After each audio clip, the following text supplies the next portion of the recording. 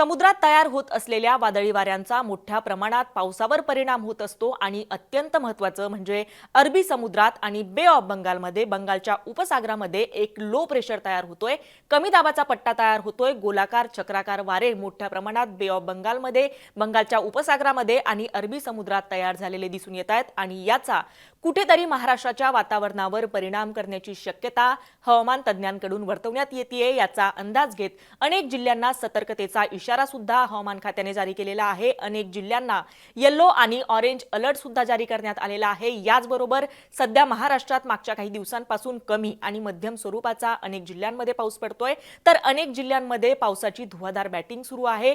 खास करून घाटमाथ्यावर मोठ्या प्रमाणात पाऊस पडतोय, यामुळे घाटमाथ्यावरून प्रवास करताना काळजी घ्या, गरज असेल तरच घरातून बाहेर पडा असा सुद्धा सतर्कतेचा इशारा देण्यात येतोय। तर अनेक ट्विटर हँडल कडून मुंबई पुणे मध्ये खास करून मुंबई पुण्याच्या घाट परिसरामध्ये मोठ्या प्रमाणात ट्रॅफिक जाम असल्याचे सुद्धा व्हिज्युअल्स मोठ्या प्रमाणात व्हायरल होत आहेत। आता या सगळ्या गोष्टींचा अंदाज घेत बे ऑफ बंगालमधल्या कमी दाबाच्या पट्ट्याचा आणि अरबी समुद्रात तयार होत असलेल्या गोलाकार चक्राकार वाऱ्यांचा परिणाम म्हणून इथून पुढचे 5 दिवस कसे असणार आहे, इथून पुढे कोणत्या जिल्ह्याला काय इशारा हवामान खात्याने दिलेला आहे, कोणत्या जिल्ह्यासाठी पुढचे 5 दिवस धोक्याचे असणार आहे, सर्वात जास्त धोका कोणत्या जिल्ह्याला असणार आहे, हे सगळं आपण सविस्तर जाणून घेणार आहोत या व्हिडिओच्या माध्यमातून।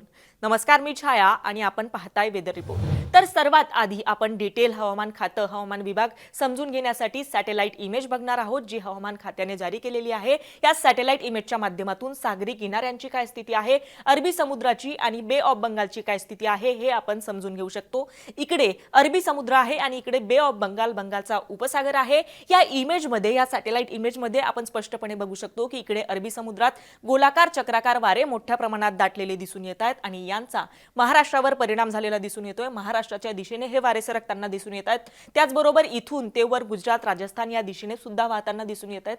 त्यामुळे गुजरात राजस्थान या राज्यांमध्ये सुद्धा मोठ्या प्रमाणात पाऊस पडण्याची शक्यता वर्तवली जाते। ही इमेज आता आपण झूम करून बघितली तर मोठ्या प्रमाणात क्लाउड्स इथे दाटलेले दिसत आहेत, मोठ्या प्रमाणात चक्राकार गोलाकार वारे दिसत आहेत आणि यांचा परिणाम महाराष्ट्राच्या किनारपट्टीच्या भागावर, ज्यामध्ये पश्चिम किनारपट्टी येते, कोकणाचा पट्टा येतो, तिथे उत्तर महाराष्ट्रात आणि विदर्भावर सुद्धा होण्याची शक्यता हवामान तज्ज्ञांकडून वर्तवली जाते। त्यामुळे या संपूर्ण पट्ट्याला इथून पुढे सतर्कतेचा इशारा दिलेला आहे। याचबरोबर ही इमेज जर आपण आता झूम आउट करून बघितली आणि इकडे बे ऑफ बंगालमध्ये बंगालच्या उपसागराची स्थिती जर आपण बघितली तर बंगालच्या उपसागरामध्ये सुद्धा मोठ्या प्रमाणात क्लाउड तयार झालेले दिसून येत आहेत, चक्राकार वारे तयार झालेले दिसून येत आहेत आणि यांचा सुद्धा महाराष्ट्रातल्या विदर्भाच्या पट्ट्यावर परिणाम होण्याची शक्यता हवामान तज्ज्ञांकडून वर्तवली जाते। आता या सगळ्या गोष्टींचा अंदाज घेत हवामान तज्ज्ञ के.एस. होसाळीकर यांनी काय सांगितलेलं आहे ते सुद्धा आपण पुढच्या त्यांच्या या ट्विटच्या माध्यमातून समजून घेऊ शकतो। होसाळीकर हवामान तज्ज्ञ आहेत, त्यांनी एक ट्विट केलेलं आहे ज्यामध्ये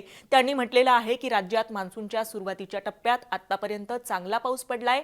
कोकण सामान्यपेक्षा जास्त पाऊस आहे, तर मध्य महाराष्ट्रात सामान्य पाऊस, मे महिन्यात मेघगर्जनेसह अंतर्गत भागात चांगला पाऊस झाला।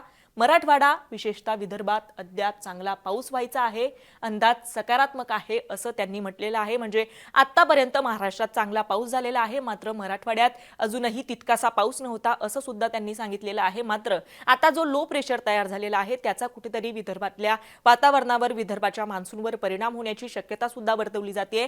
त्यांनी ट्विट केलेल्या या इमेजमध्ये आपण बघू शकतो की इकडे विदर्भ आणि मराठवाडा या दोन पट्ट्यामध्ये, दोन भागांमध्ये ऑरेंज अलर्ट जारी केलेला आहे। त्यामुळे विदर्भ आणि मराठवाड्यात मोठ्या प्रमाणात पाऊस पडू शकतो असा अंदाज हवामान खात्याकडून वर्तवला जातोय। आता या सगळ्या गोष्टींचा अंदाज घेत स्पेसिफिक कोणत्या जिल्ह्याला काय इशारा हवामान खात्याने दिलेला आहे ते सुद्धा आपण या ट्विट्सच्या या मॅप्सच्या माध्यमातून समजून घेऊ शकतो। हा आजच्या तारखेचा मॅप आहे, ज्यामध्ये आपण बघू शकतो की कोकण किनारपट्टीतल्या संपूर्ण पट्ट्याला सतर्कतेचा इशारा दिलेला आहे। पालघर, ठाणे, पुण्यातला घाटाचा परिसर, रायगड, रत्नागिरी आणि साताऱ्याचा घाटपट्टा अशा या संपूर्ण पट्ट्यामध्ये ऑरेंज अलर्ट जारी केलेला आहे। खास करून घाटाच्या पट्ट्यामध्ये मोठ्या प्रमाणात पाऊस पडतोय।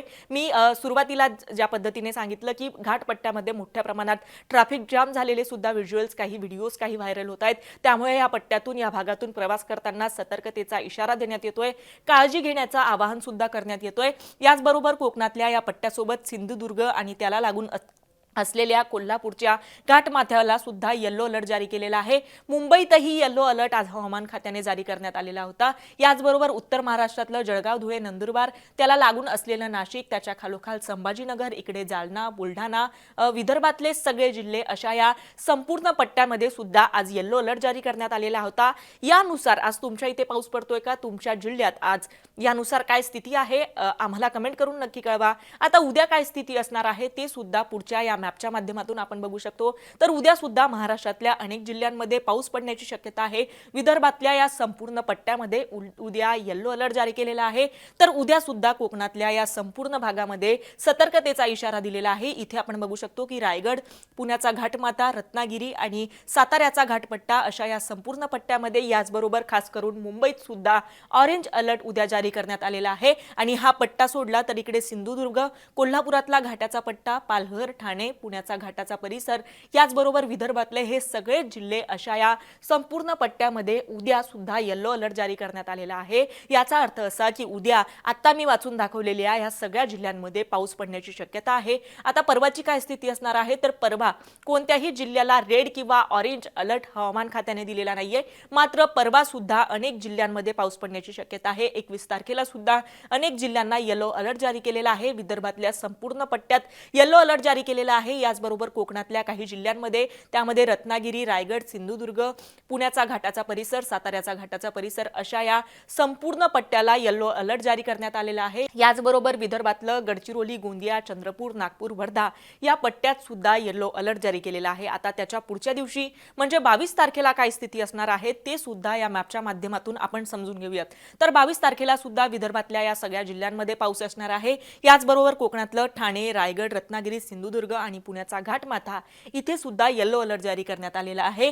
खास करून घाटमाथ्यावर विजांच्या कडकडाटासह पाऊस पडू शकतो असं या सिम्बॉलच्या माध्यमातून आपण बघू शकतो। कोकणातल्याही काही जिल्ह्यांमध्ये विजांच्या कडकडाटासह मुसळधार पाऊस पडू शकतो असं या मॅपच्या माध्यमातून आपण बघू शकतो। तर विदर्भातल्या सुद्धा काही जिल्ह्यांमध्ये मुसळधार पाऊस पडण्याची शक्यता वर्तवलेली आहे। इथे या सिम्बॉलमध्ये विजांच्या कडकडाटासह पाऊस पडू शकतो असं असा अंदाज आपण बांधू शकतो। तर 23 तारखेला सुद्धा कोकणातल्या या संपूर्ण पट्ट्यामध्ये आणि विदर्भात सुद्धा पाऊस पडण्याची शक्यता आहे। तर अशा पद्धतीने इथून पुढचे 5 दिवस कसे असणार आहे, कोणता इशारा कोणत्या जिल्ह्याला हवामान खात्याने दिलेला आहे, काय स्थिती इथून पुढे असणार आहे, गोलाकार चक्राकार वाऱ्यांचा, वादळी वाऱ्यांचा काय परिणाम महाराष्ट्रावर होऊ शकतो, हे सुद्धा आपण या मॅप्सच्या माध्यमातून, सॅटेलाइट इमेजच्या माध्यमातून आणि हवामान तज्ज्ञ होसाळीकर यांनी दिलेल्या ट्विटच्या माध्यमातून समजून घेतलेला आहे।